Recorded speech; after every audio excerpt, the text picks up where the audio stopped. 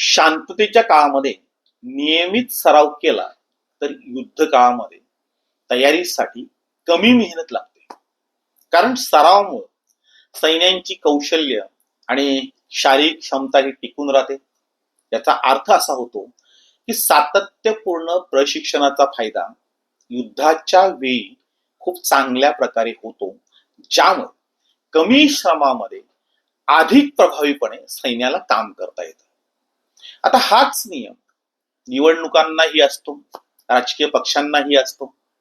म्हणजे निवडणुकांचेही अगदी तसेच आहे. म्हणजे ज्या काळात निवडणुका नसतात त्या काळामध्ये पक्षाची बांधणी करायची असते. बांधणीसाठी जे जे करायचं असतं ते केलं तर निवडणुकीमध्ये कमी काम करावं लागतं. म्हणजे निवडणुका आपल्याला सहज लढवता येतात. मात्र भाजपा वगळता, म्हणजे आपण नीट बघितलं तर सतत कार्यरत फक्त भाजपा आहे. त्यांच्या मिटिंगा चालू असतात, त्यांचे केडर कॅम्प चालू असतात, अनेक प्रशिक्षण त्यांची चालू असतात. म्हणजे भाजपा वगळता सर्व पक्ष निवडणुका आल्या की जागे होतात. म्हणजे अगदी उमेदवार शोधण्यापासून त्यांची सुरुवात होते. मग मिळेल तो उमेदवार ते उभा करतात आणि मग पदरी अपयश येतं. म्हणजे खरं तर सर्वच राजकीय पक्ष ज्या काळामध्ये निवडणुका नसतात त्या काळामध्ये पक्ष बांधणीसाठी सज्ज व्हायला हवेत. मात्र ते होताना दिसत नाही.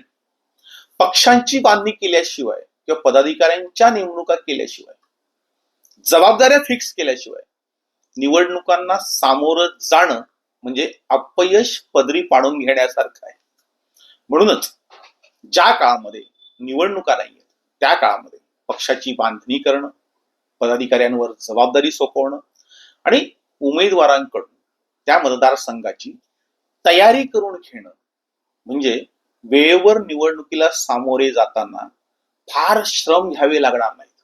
मात्र तसं करताना कुठलाही पक्ष दिसत नाहीये. आता निवडणुकांचा काळ नाहीये.